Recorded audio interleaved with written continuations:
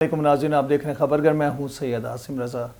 Operation بنیان المنصوص کے بعد ایک کامیابی کے بعد یوم تشکر منایا گیا، یوم فتح منایا گیا، بھارت کی کمر توڑ دی گئی اور جو اس کے انفراسٹرکچر کو، ملٹری انفراسٹرکچر کو نقصان پہنچا ہے، اس کے جو دفاعی ساز و سامان کو نقصان پہنچا ہے، وہ اگلے 20 سال تک پاکستان پہ حملہ کرنے کی جرأت نہیں کر سکتا۔ ان کی ایئر فورس گراؤنڈ ہو چکی، ان کے تمام اثاثے جو تھے، جس میں ڈیفنس سسٹم جو تھا S-400، وہ تباہ ہوا۔ اب بات یہاں پہ یہ نہیں ختم ہوتی، اور اب اس کے بعد انہوں نے کہا جی آپریشن سندور جو ہے، جو تندور بنا دیا تھا ہم نے، وہ ابھی تک جاری ہے، اور اس تندور کے اندر اور وہ جو بھٹیاں جلا رہے ہیں اور جس طرح کے بیانات دے رہے ہیں، تو بہت سارے تجزیہ کار اور بہت سارے لوگ یہ کہہ رہے ہیں کہ بھارت کچھ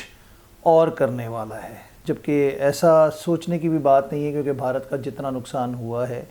رافیل طیارے گرنے کے بعد، 6 طیارے گرنے کے بعد، بھارت سوچ بھی نہیں سکتا، اور اس کے بعد اس کو مزید جگ ہسائی کا سامنا کرنا پڑے گا۔ اب بات آتی ہے جو بزدلی کی، تو بھارت کی جو بزدلانہ کوششیں ہیں، جو بلوچستان میں خضدار جیسا دھماکہ، افسوسناک واقعہ اسکول بس کے اوپر، بچوں کی اسکول بس کے اوپر کیا گیا، معصوم بچیاں جو تھیں اسکول کی، ان کے اوپر حملہ کیا گیا، اور جو حالات اور تباہی اس بس کے مناظر دیکھ کے ہمارے دلوں کو دکھ پہنچا ہے اور تکلیف ہوئی ہے۔ ایک نیو نارمل کے تحت جو بھارت ہی کی طرف سے شروع کیا گیا تھا، اب جو بھارت کی پراکسیز کی جانب سے جو حملے کیے جا رہے ہیں، اور اس میں کوئی دوسری رائے نہیں ہے کہ یہ BLA اور جو سیپریٹسٹ موومنٹ ہیں، ان کے ٹریننگ کیمپس کہاں ہیں، ان کو اسلحہ کہاں سے آتا ہے، ان کے رابطہ کاری کہاں سے ہوتی ہے، ان کے علاج کہاں پہ ہوتے ہیں۔ اچھو کی اگر ہم بات کریں، جو چائنا کی ایمبیسی کے اوپر اٹیک میں ملوث تھا، آپ کو یاد ہوگا، اور اس کی تصویر ہم نے دیکھی، نیو دلی کے ہاسپٹل کے اندر سے اس کی تصویریں برآمد ہوئیں، اور وہ ان کے وزٹس ملتے رہتے ہیں کہ وہ بھارت جاتے ہیں، افغانستان کے انہوں نے جعلی پاسپورٹس بنائے ہوئے ہیں، اور اس کے بعد وہ پکیتیا، نورستان، کنڑ میں جو ٹریننگ کیمپس ہیں، وہاں سے نہ صرف ان کو اسلحہ دیا جاتا ہے۔ افغانستان اس وقت ایک عالمی منڈی ہے اسلحے کے حوالے سے، جو امریکہ وہاں پہ چھوڑ کے گیا تھا، اور وہاں سے بھارت خرید کے دہشت گردوں کو پہنچاتا ہے، ان کو پیسہ فراہم کیا جاتا ہے۔ اور یہ تو اس میں کوئی دوسری رائے نہیں ہے۔ آپ اگر دیکھیں تو لال قلعے میں کھڑے ہو کے مودی نے کہا بلوچستان علیحدہ ہو جائے گا، فلاں کر دیں گے، ان کے مختلف بیانات جو آتے ہیں۔ جعفر ایکسپریس کا جب واقعہ ہوا، ایک دہشت گرد تنظیم جو کہ انٹرنیشنلی دہشت گرد ڈکلیئر ہو چکی ہے، ان کی کورسپونڈنس اور ان کی تمام چیزیں بھارت کے میڈیا چینلز کے ساتھ چل رہی ہیں، اور وہ براہ راست ہم کہتے ہیں بھی پچھلے دنوں 35 منٹ کی جو فلم دکھائی انہوں نے جعفر ایکسپریس کے اغوا ہونے کے حوالے سے، وہ بھارتی چینلز پہ دکھائی گئی۔ تو یہ تو بھارتی چینل اور حکومت کے اوپر پابندی عائد ہونی چاہیے، اور ان کو دہشت گرد قرار دے دینا چاہیے، جو کہ دہشت گرد ملک ہے، اس میں کوئی دوسری رائے نہیں ہے۔ کینیڈا، امریکہ اور اس کے علاوہ اگر ہم دیکھیں پاکستان میں جو وہ حرکتیں کر رہا ہے،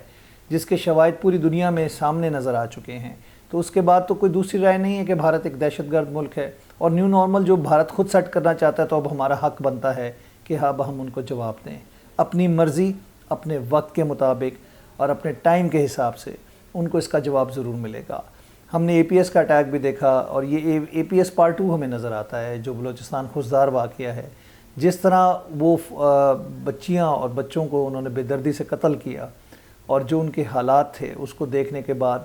میں بہت ساری باتیں جو شیئر نہیں کر سکتا آپ کے ساتھ، لیکن اس بات کے اوپر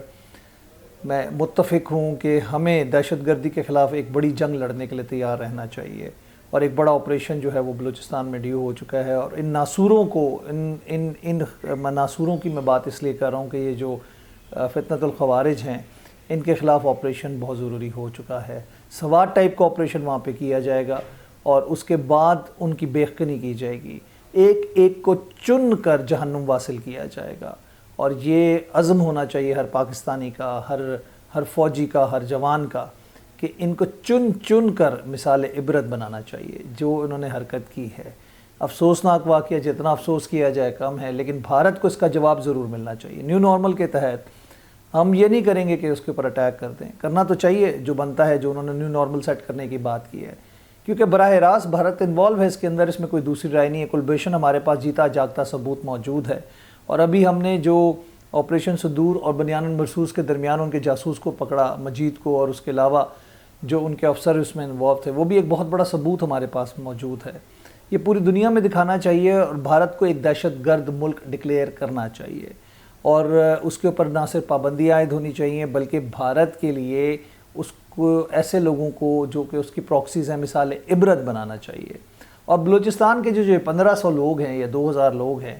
ان کو وہ قرار واقعی سزا، ان کو اور ان کے گھر والوں کو وہ قرار واقعی سزا ملنی چاہیے کہ وہ مثال عبرت بن جائیں.